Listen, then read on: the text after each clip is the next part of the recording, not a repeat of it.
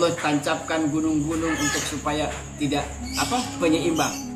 Nah, ini alam semesta ini, buminya dijaga oleh para malaikat, atas bawah seluruh putaran bumi ini dijaga oleh para malaikat. Fahuwa yatanafas min aftaril ardi walakin dalikan nur fil bahri fahuwa yatanafas fi kulli yaumin nafsaini. Dan bumi, lautan, daratan dan lautan itu diceritakan di sini, yatanafas fi kulli yaumin nafsaini. Nafas, tarik nafas, keluar nafas sehari 2 kali.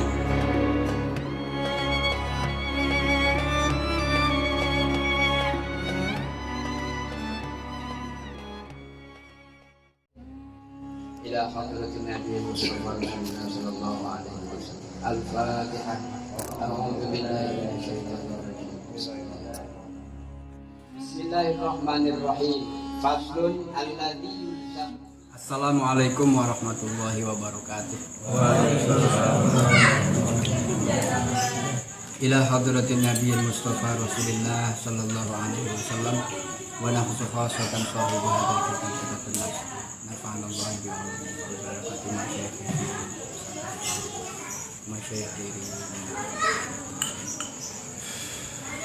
Wallahi lahumul fatih.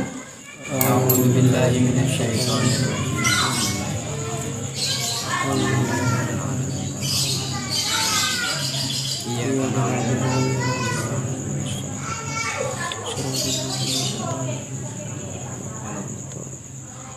Bismillahirrahmanirrahim.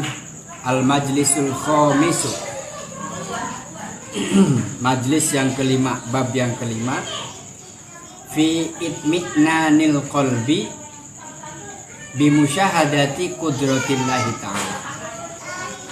Bab yang kelima ini menjelaskan tentang tumaninah itu tenang. Ketenangan hati disebabkan karena menyaksikan kekuasaannya Allah Ta'ala. Itu yang disebut dengan ayat kauniyah. Kita melihat bukan keajaiban saja yang aneh-aneh, tapi yang lumrah biasa setiap hari juga kita merasa kagum kan. Bagaimana langit terbentang, nggak pernah ketemu ujungnya. Bagaimana jalan kita tempuh, nggak pernah tahu ujungnya, nyambung terus. Kalaupun nggak ada jalan yang arteri gitu, tembus aja jalan tikus, tapi kan nggak ketemu ujungnya. Masuk gang terus ke hutan-hutan, itu juga luar biasa. Atau udara yang kita hirup setiap hari, oksigen dan seterusnya. Nah, itu dari tafakur tentang kekuasaan Allah ini adalah syukur kepada Allah bahwa kita diberi kehidupan ini sudah anugerah yang luar biasa. Maka jangan sampai rusak kehidupan dengan pikiran-pikiran pendek. Sebagian orang yang frustasi karena persoalan hidup, tidak sedikit yang mengambil jalan pintas mengakhiri hidup. Padahal kalau minta belum tentu dikasih, minta hidup. Orang udah menikah pengen punya anak gitu, belum tentu dikasih. Tapi yang sudah punya anak ya tolong dimanfaatkan, dijalankan amanah dari Allah. Ini salah satu daripada motivasi kita untuk bersyukur kepada Allah. Salah satunya adalah karena kita menyaksikan kekuasaan Allah, kudrat dan iradat. Suratul Baqarah, di dalam surat Al-Baqarah Allah berfirman, A'udzu billahi minasyaitonir rajim. Bismillahirrahmanirrahim. Wa idz qala Ibrahimu Rabbi arini kaifa tuhyil mauta qala awalam tu'min qala bala walakin liyatma'inna qalbi qala fakhudh arba'atan minat tayri fasuruhunna ilaik. Al-ayat. Dalam surat Al-Baqarah Allah berfirman tentang kekuasaannya. Satu kejadian pada Nabi Ibrahim alaihissalam. Ketika itu Nabi Ibrahim berkata, meminta kepada Allah, memohon kepada Allah. Wa idz qala Ibrahim, ketika Ibrahim itu berkata, Rabbi arini kepadaku. Ya Allah, tunjukkanlah kepadaku, perlihatkanlah kepadaku kaifa tuhyil mauta. Kalau saya pernah sampaikan, nadhoro, melihat, memandang dengan hati, dengan berpikir. Kalau ro'a itu melihat dengan mata kepala. Jadi natural, nggak pakai alat teropong gitu. Nabi Ibrahim pernah diperlihatkan oleh Allah bagaimana Allah caranya menghidupkan sesuatu yang mati. Kasat mata, jadi mata asli gitu, melihat langsung nyata. Nabi Ibrahim yang minta dikabul. Rabbi arini kaifa tuhyil mauta, ya Allah tunjukkanlah kepadaku bagaimana engkau menghidupkan yang mati. Allah jawab begini, awalam tu'min. Jadi ketika Nabi Ibrahim, ya Allah tunjukkanlah kepadaku, perlihatkanlah kepadaku bagaimana cara menghidupkan sesuatu yang mati. Bagaimana engkau melakukan itu ya Allah? Allah bertanya, awalam tu'min, apakah engkau tidak beriman, tidak percaya kepadaku? Kan penasaran ceritanya. Apa sih tujuannya kok Nabi Ibrahim minta ditunjukkan kepada Allah bagaimana Allah menunjukkan kekuasaan? Qala bala walakin liyatma'inna qalbi. Awalam tu'min, apakah kau tidak percaya? Bukan tidak percaya, walakin liyatma'inna qalbi, tetapi untuk membuat hati ini menjadi semakin beriman, semakin percaya, semakin yakin keimanannya naik bertambah kepada Allah. Ini sekelas Nabi Ibrahim. Untuk menenangkan hatiku, ai bala amantu, maksudnya pertanyaan tadi awalam tu'min, bala amantu, ya saya beriman. Jadi bukan karena nggak percaya, tetapi tujuannya jelas, la azidu basiratan wasakunul qalbi biidobatil ayan, supaya saya betul-betul meyakini, melihat langsung dengan mata telanjang bagaimana Allah menunjukkan kekuasaan. Salah satunya adalah menghidupkan sesuatu yang sudah mati. Qala, Allah berfirman lagi, fahud arba'atan minat thair. Sebagian menceritakan tafsir ini adalah Nabi Ibrahim disuruh menyembelih satu ekor burung, kemudian dibelah 4. Kalau sekarang belah kembang buat pecel ayam.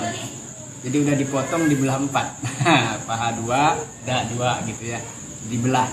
Nah, dibelah 4, kila tawusan, wadikan wa ghuraban wa hamamatan. Beda juga pandangan ulama tafsir, burung apa sih ini yang dijadikan contoh oleh Allah waktu itu? Sebagian mengatakan tawus. Tawus itu burung merak. Kalau di kita nih yang lebar itu bisa dibuka. Wadikan, ada juga yang mengatakan ayam jago, ayam jantan. Ayam jago. Tahu Bangkok atau apa ini? Pokoknya ulama mengatakan ayam jago.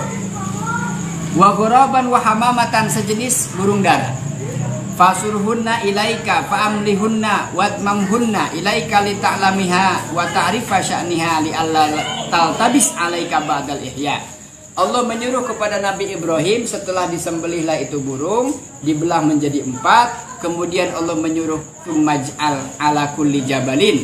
Nanti burung ini disimpan oleh Nabi Ibrahim satu bagian di gunung sebelah timur, satu bagian di gunung sebelah barat, utara dan selatan. Dipisah-pisah tuh badannya sudah dipotong-potong itu. Tsummad'uhunna ya'tinaka sa'ya wa'lam annallaha azizun hakim. Kemudian singkat cerita, Allah suruh kepada Nabi Ibrahim, sekarang setelah engkau pindahkan tempatnya masing-masing, ditaruh bagiannya di masing-masing yang jauh berbeda itu, kata Allah, silahkan kau panggil mereka. Biiznillah ya'tinaka sa'ya. Sa'yatin musri'atin tayronan au masyian. Ternyata nyata di depan Nabi Ibrahim ditampakkan kekuasaan Allah. Itu sayap di sebelah kanan di gunung mana, utara, timur, selatan. Dipanggil oleh Nabi Ibrahim, kemudian datang burung itu dalam keadaan lari, terbang secepat-cepatnya. Hiber gitu ya, terbang ke Nabi Ibrahim. Wa'lam annallaha azizun hakim balighatan fi kulli ma yaf'aluhu wa yadharhu. Diceritakan lebih luas, lebih panjang lebar di bawah ini dari Rasulullah SAW. Qala Al-Hasan, Imam Hasan mengatakan, kana sababu hadha su'al min Ibrahim annahu murra ala dabbatin maitatin qala ibnu jarihin kanat jifatan hamarin ala sahilil bahar faro'aha wa qad tawza'atha dawabul bahar wal barri fakana idza muddal bahar ja'atil hitani wa dawabil bahri fakalahunna minha fama waqa'a minha yasiru fil bahri wa idza jazat al bahar ja'atis siba fakalat minha fama waqa'a minha fit turab yasiru turaban fa idza dhahabatis siba anha ja'atit tuyur. Ceritanya seperti yang tadi saya ceritakan, Nabi Ibrahim melihat fenomena kalau di kita siklus kehidupan tuh di pelajaran biologi, bahwa kita tuh cuma muter aja siklus. Kita makan ayam, kita dimakan belatung dipatok ayam hidup, kemudian potong-potong makan lagi sama manusia, terus muter begitu. Dalam satu kejadian begitu, bertanyalah kepada Allah supaya diperlihatkan bagaimana Allah caranya menghidupkan hewan atau sesuatu yang mati kemudian menjadi hidup kembali. Walakin lihat mainna qalbi khud arba'atan minat thair qala Mujahid akhadha tawuson. Nah, Imam Mujahid yang mengatakan ini adalah burung tawus. Wa ghuraban wakila bitatun khadran wa ghuraban aswad fasurhunna ilaika aiqat ihinna, dipotong-potong wakila ajma'unna wa dmamhunna, tiba-tiba bersatu menyambung begitu dan terbang menuju Nabi Ibrahim. Tsumma ja'al ala kulli jabalin minhunna juz'an. Tadi cerita sudah. Kemudian tujuan daripada tadi Nabi Ibrahim adalah untuk membuat hatinya semakin yakin, semakin tenang, semakin beriman kepada Allah, ditunjukkanlah oleh Allah kekuasaannya secara nyata. Fas'au ila dzikrillah wal hikmah fil masyi duna tayra kaunuhu ab'adu minasyubha li annaha law tarat la tawahum annaha ghairu tilka tayr wa anna arjiliha ghairu salimah wa qila as-sayu at-tayrun. Ada yang mengatakan burung ini berjalan cepat, ada yang mengatakan terbang. Makanya sebagian wajar kalau melihat ini bukan burung tapi ayam karena lari lewat darat. Sebagian ulama lagi dari riwayat yang lain menyampaikan itu terbang dengan cepat. Karena apa? Dia burung tawus, burung merak, bisa terbang tetapi cepat. Atau sebagian lagi burung darat. Tafsir Ma'alim, ruwiya anna Allah Ta'ala lamma arada ayyakhluqas samawati wal ardi. Diceritakan dalam satu riwayat sesungguhnya Allah Subhanahu wa taala ketika akan menciptakan langit, ketika menciptakan langit dan bumi, khalaqa jauharatun hadraun, jauharatan hadraan ad'afas samawati wal ard. Ketika Allah mau ciptakan langit dan bumi, Allah ciptakan jauharah, mutiara yang hijau. Ad'afas samawati, dari situ kemudian menjadilah langit yang bertingkat-tingkat. Wal ardi, dan bumi, kita kenal langit 7 lapis, bumi juga 7 tingkat. Tsumma nadzara ilaiha nadratan bihibatin fasorat maun. Kemudian Allah mengatakan kepada keduanya, langit dan bumi, fasorat, maka jadilah air. Tsumma nadzara ilal ma, ketika Allah memandang, mengatakan kun kepada air, faghala wartafa'a minhu zabad. Kemudian setelah Allah mengatakan jadilah kun, ya seperti kita kenal, idza arada syai'an ayyaqula lahu kun fayakun. Irtafa'a minhu zabad, jadilah danau, lautan yang luas, wa dukhan, kemudian ada juga asap, wa bikharin warta'adda min khasyatillah famin satmatin yarta'adda dzalikal ma ila yaumil qiyamah. Itu yang terjadi sekarang kita lihat, ada lautan, ada danau, ada sungai, kali, ada macam-macam lah begitu. Yang sekarang kita saksikan dalam kehidupan ini, itu ada awalnya sebagaimana proses Allah ciptakan langit dan bumi dengan isinya. Wa khalaqallahu min dzalika dukhanis sama, kemudian Allah jadikan dukhon itu mengambang, asap itu di langit di atas. Maka kemarin cerita dukhon itu adalah bukan dari bumi, tetapi Allah kirimkan dukhon sebagai tanda kiamat, memang dari langit diturunkan. Ayatnya juga itu tentang Allah akan menurunkan asap dari langit, bukan dari bumi atau apalagi dari pabrik gitu, polusi, bukan. Itu asli dikirim memang buat tanda kiamat. Khuliqa min dzalika zabadil ard, dijadikanlah dari situ kemudian zabadil ard, tingkatan-tingkatan bumi. Tsumma ba'atsallahu malakan, setelah langit tercipta 7 lapis tingkat, bumi juga 7 lapis ke dalam, maka Allah panggillah malaikat dari arash, minta tal arsh. Ba'atsallahu malakan, Allah memanggil, mengutus malaikat dari arash, fahabato ilal ardi, kemudian malaikat turun ke bumi, hatta dakhala tahtal ardina sab'i, sampai Allah suruh malaikat tembus ke bumi yang ke-7, lapis ke-7. Fawadu'aha ala atikihi wa ihda yadaihi kanat bil masyriq wal ukhra kanat bil maghrib basitataini khabidataini. Malaikat itu membuka sayapnya, nih sayap malaikat dibuka, tangan kanan ini menggenggam bumi sebelah timur, tangan kiri menggenggam sebelah barat, dalam genggaman malaikat. Jadi kalau malaikat gerak aja goyang ke bumi semua. Ya itu yang kita kenal kalau ada gempa tuh malaikat batu kan, mulet lah apa itu. Peribahasa istilah-istilah itu. Ini malaikat Allah turun ke bumi supaya menjaga itu, maksudnya supaya stabil. Nanti di ayat lain Allah tancapkan gunung-gunung untuk supaya tidak penyeimbang.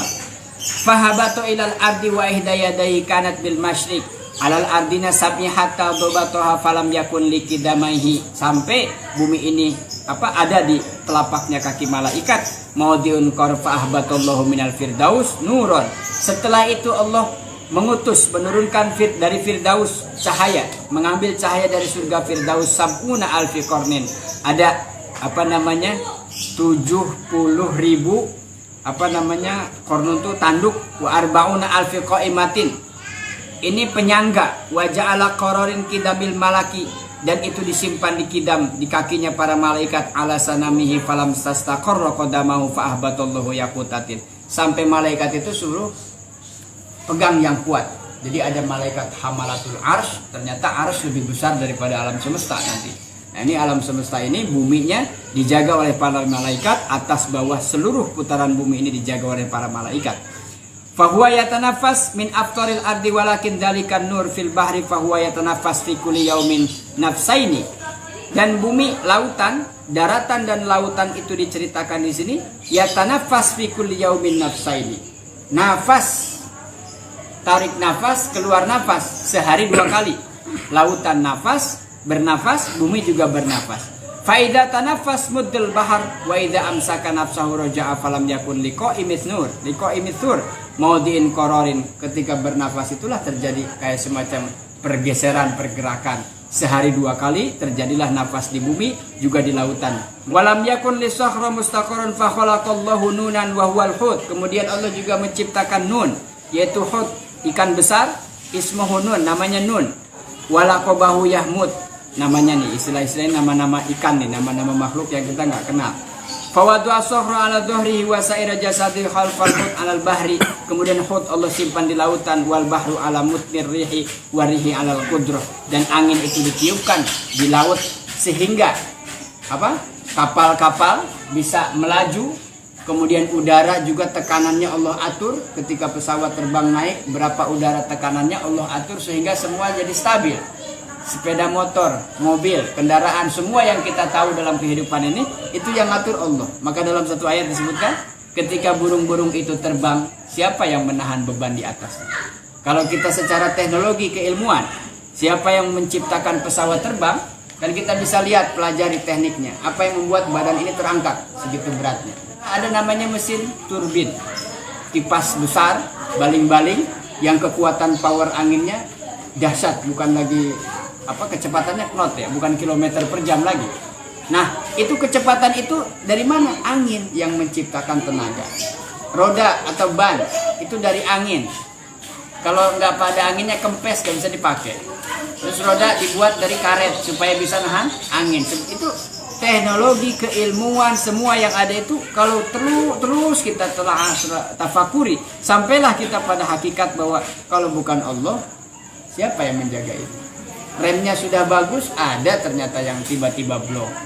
Bannya sudah dicek, ada yang tiba-tiba lepas, pecah ban di jalan. Pesawat sudah steril, sudah oke, semua dicek oleh ahlinya masing-masing, tapi juga terjadilah pesawat kecelakaan di udara. Hilang malah, nggak jelas. Padahal radar sudah disiapkan, indikasi sudah, indikator aktif, teknis. Kita kenal dengan ada human error, ya. Ada yang karena orang kesalahannya, bisa juga karena teknologinya atau alatnya.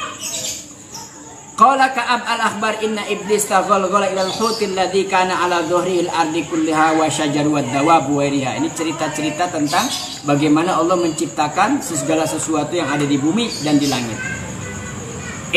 Nun wal qalam. Nah, tadi yang disebutkan dengan namanya nun itu satu ikan yang Allah ciptakan yang besar, hut yang besar, itu ada di dalam surat Al-Qalam yang Allah katakan nun wal qalami wa ma yasturun. Ini cerita tentang nun tadi.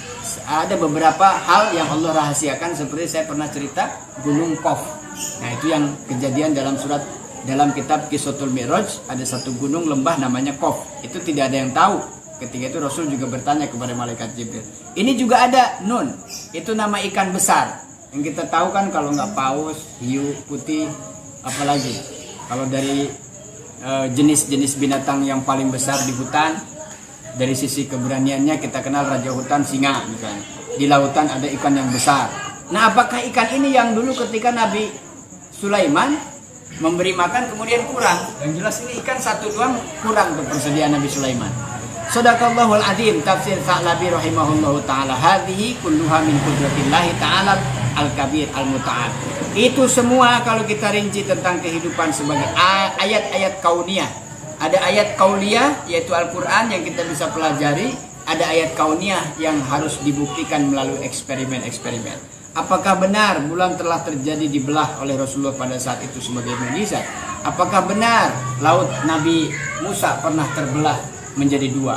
Itu semua harus dieksperimen oleh orang-orang yang ahli di bidang itu, sejarah. Maka arkeologi ini mengumpulkan data-data sejarah sampai kemudian dimuseumkan. Apakah benar Fir'aun diabadikan? Di Qur'annya ada firman Allah, di kehidupan nyatanya ada buktinya. Itu berarti kok sinkron, nyambung. Jadi apa yang di Quran sudah diakui kebenarannya. Naun akhar muta'alliqun bi ahwalid dunya wal akhir, itu baru bicara dunia, sebagian lain berbicara tentang kehidupan bagaimana nanti di akhirat. Itu juga kekuasaan Allah.